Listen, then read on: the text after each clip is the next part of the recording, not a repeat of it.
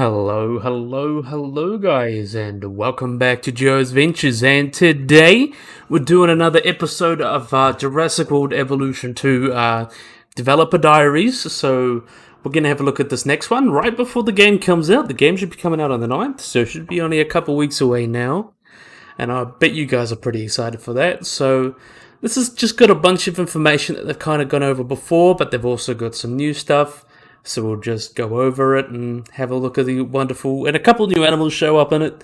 Excited to have a little look through. So yeah, let's get started.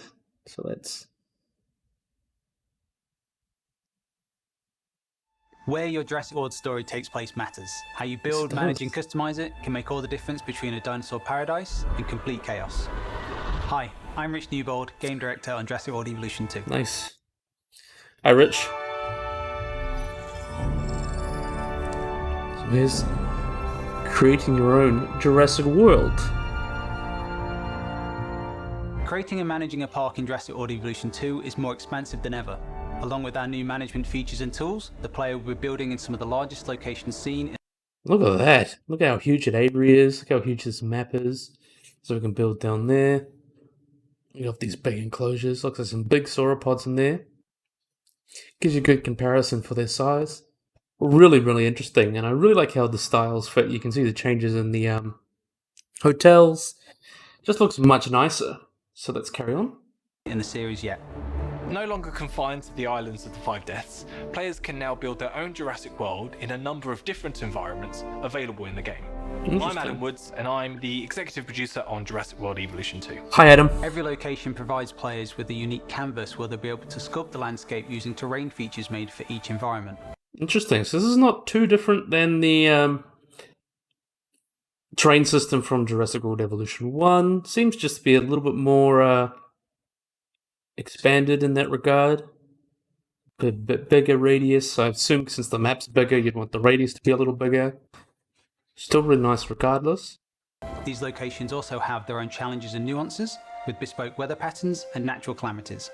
The most familiar of these environments is our tropical location. Players will be once more returning to Isla Nublar and Isla Sorna, the home of the original Jurassic Park, Jurassic World and Site B. Here, they'll face challenges.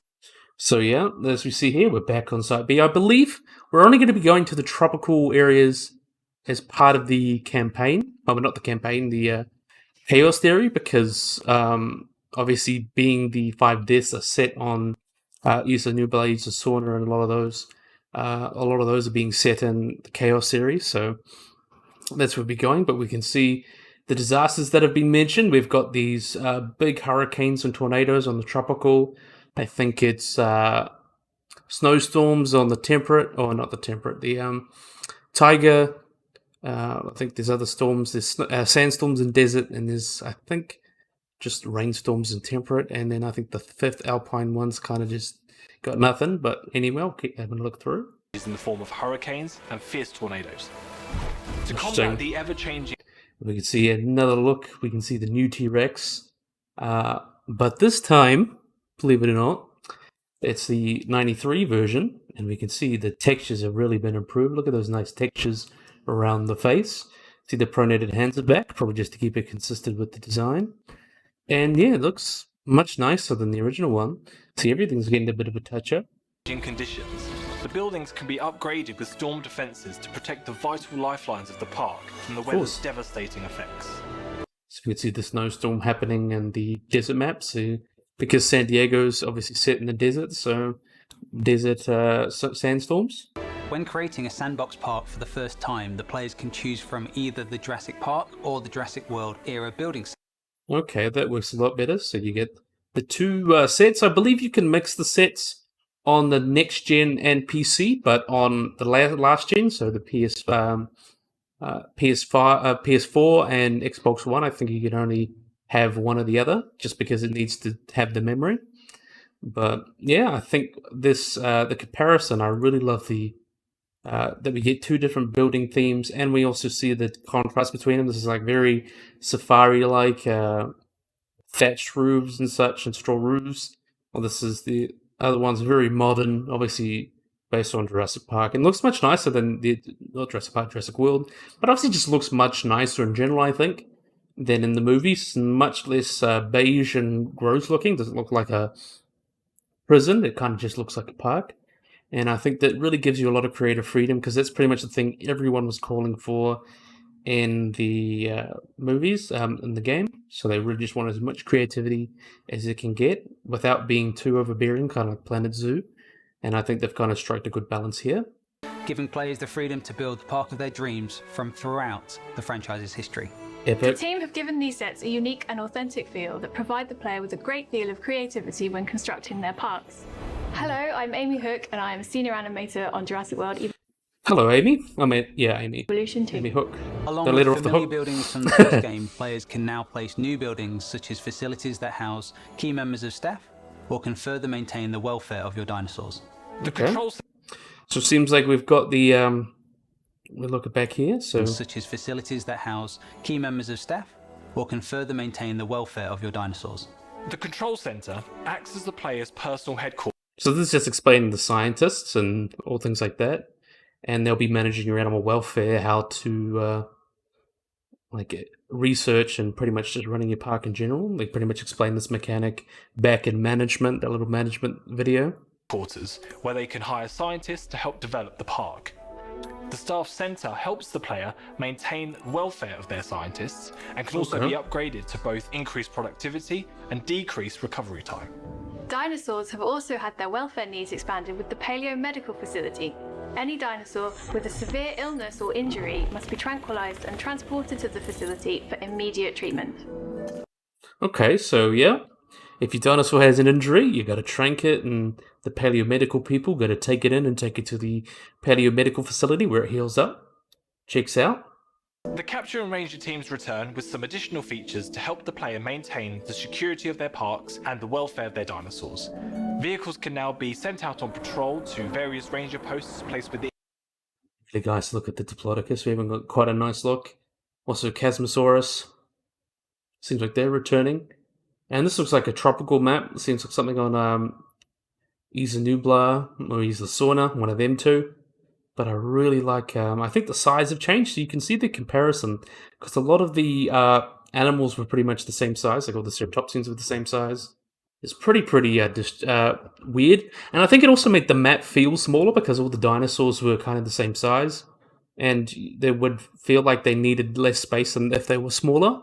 But we can see the kind of seems much more accurate comparatively. Chasmoceratops wasn't that big. It was kind of the mid-size of a ceratopsian, I believe about 4 or 5 meters long at biggest, and seems about the size of a car. Pretty much fits well. Also, you got to remember perspective.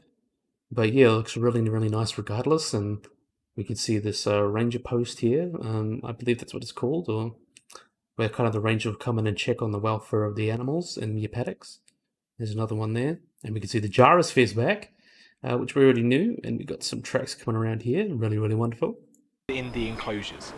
This then provides around-the-clock observation of their dinosaurs' welfare, keeping both teams on the move and ready to act whenever the player needs them. Good. These teams will help the player maintain control over their parks, creating a secure environment for their dinosaurs and their guests. I'm going to say I really like this Endom. He's got like a brownish skin. He looks like he's sunburnt, but I think it really just, instead of just looking basic white, I think it looks much nicer and you can see the details. Well, the details look so much nicer. The scales and stuff look so much better on this Endom versus the one from Jurassic World Evolution 1. And you can see he's not happy in his fence there, but seems to be right. A few tips. The player should always make sure that their park is fully powered by researching and building power stations to provide electricity to their entire park. However, these stations are susceptible to storm damage and sabotage, so a well-placed backup generator can mean the difference between a minor inconvenience or a major disaster. The player should also... So now looking at this, we've got the power generators, or the power stations, which pretty much works the same as in Jurassic World Evolution 1, where they power your park. But to contrast that, you also have the backup generators, so you can pretty much avoid the sabotaging of the parks. And the difference is that you have to pay to fuel them. So they're good in a pinch when the power stations have gone down, but Conversely, you'll need to pay for the fuel to run the generators, but I think that's really cool.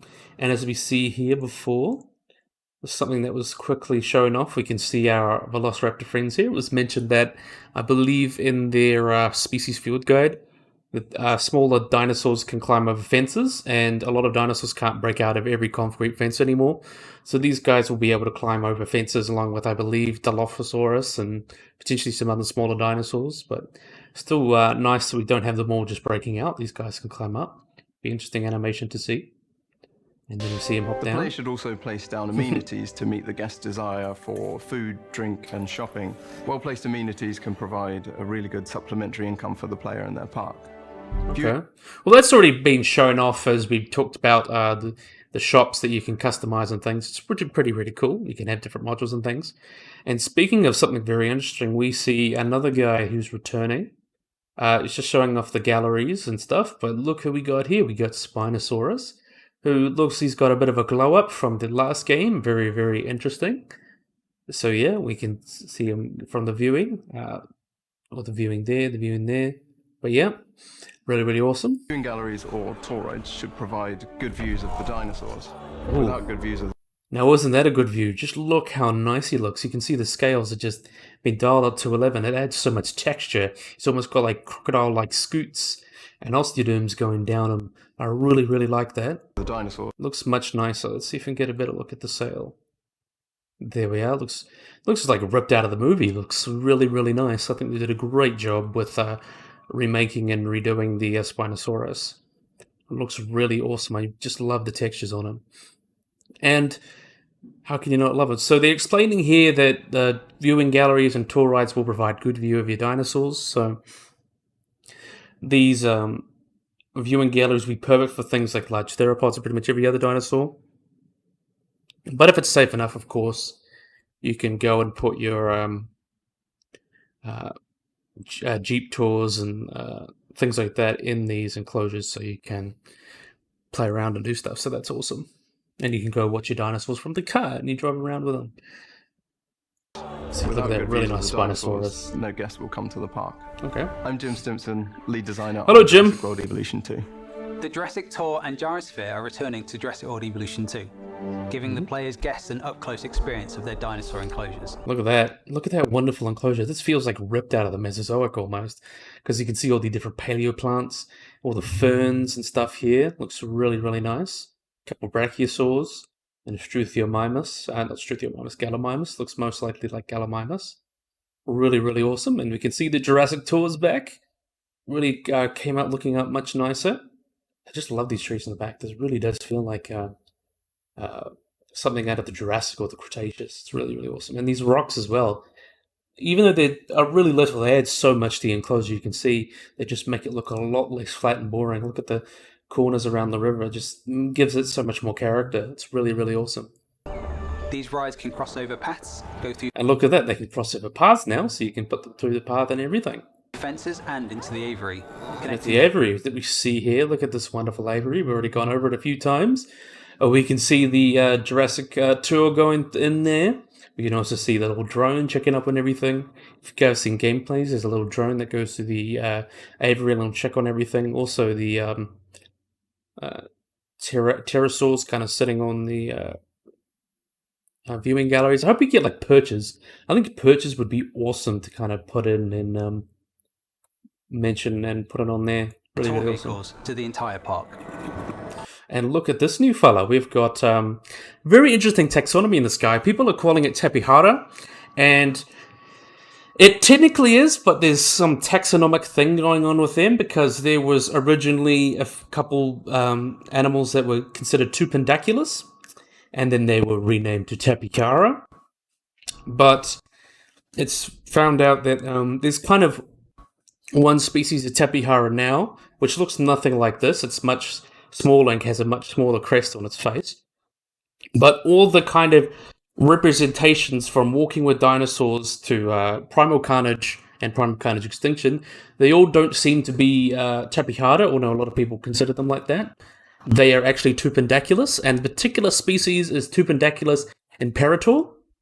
And there are two species of Tupendaculus. which is Imperator, which looks like the one that's shown here, considering the head crest and the size. And there's Navigans that I believe that was just described a couple months ago. It has like a much more, what would be the word, like a straight crest, so it kind of just goes like that.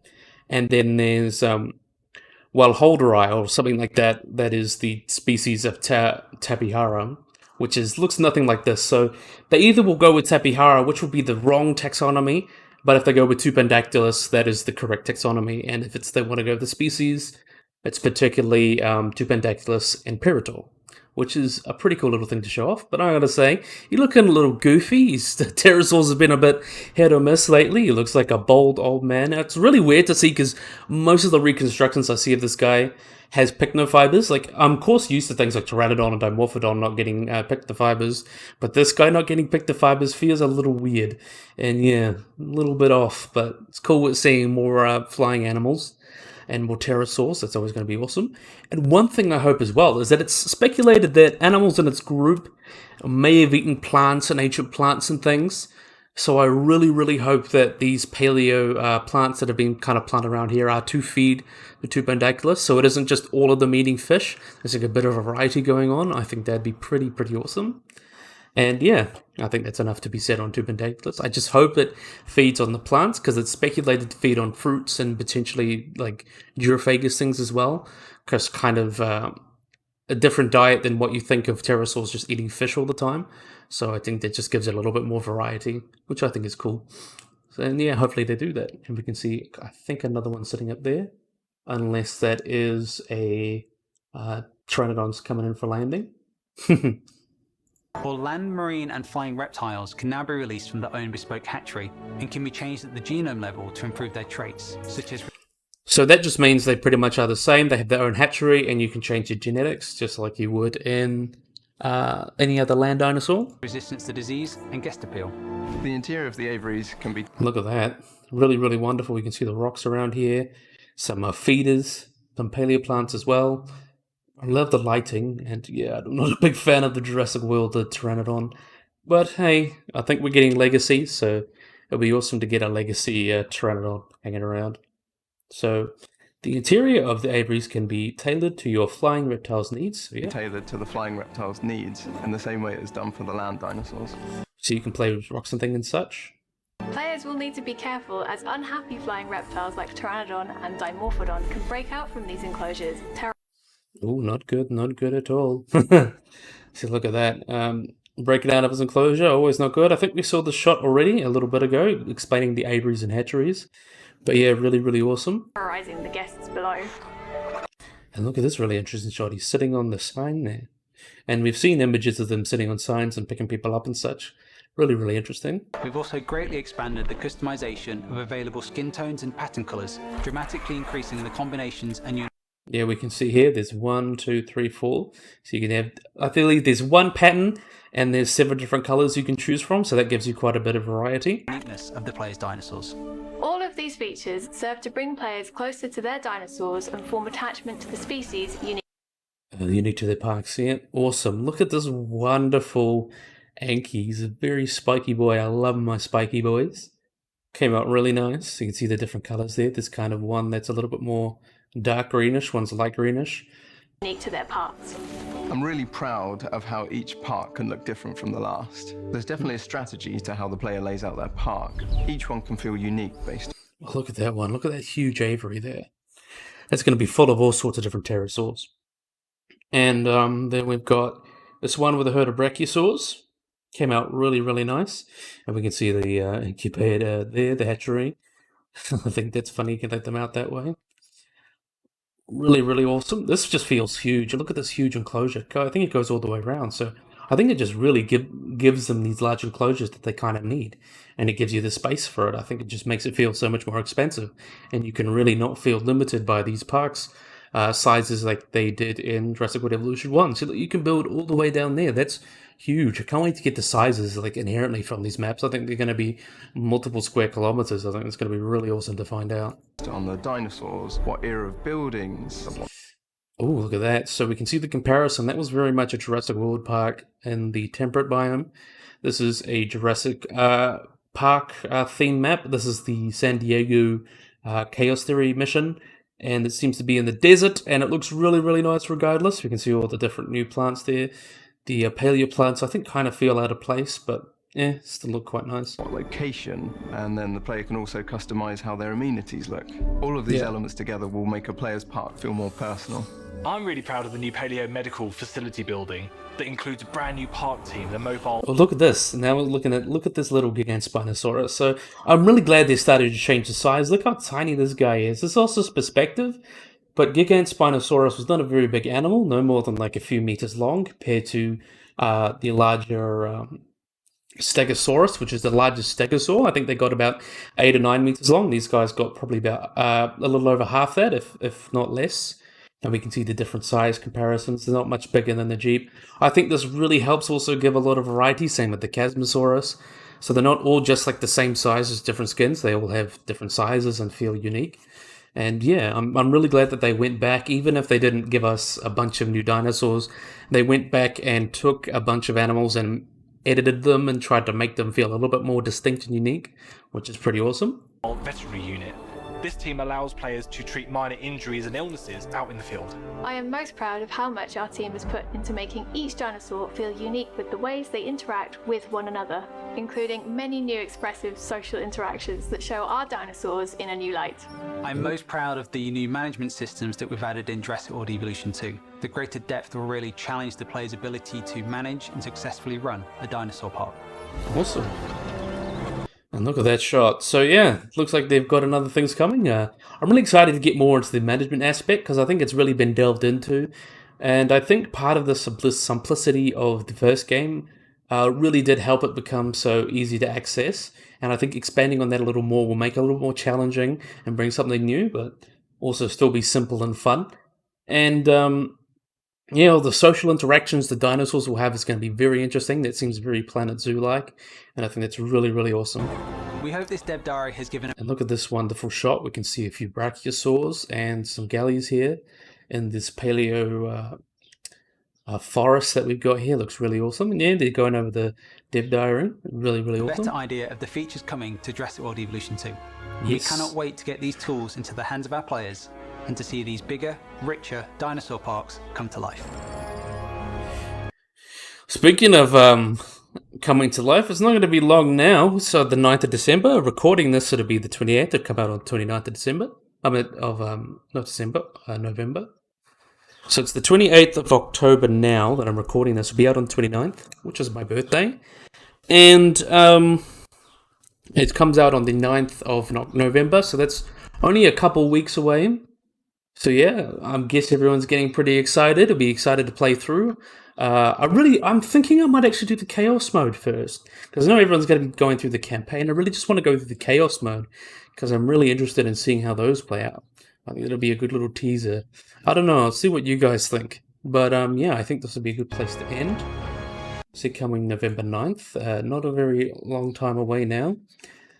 So yeah, I think this would be a really great place to end the video. So I really, really, really hope you guys enjoyed me talking about this, and hope you guys enjoyed this video. I hope you guys like and subscribe. Also remember to click the little bell icon to get notified when I put anything. So yeah, I hope you enjoyed this video. I hope you guys like and subscribe, and bye-bye.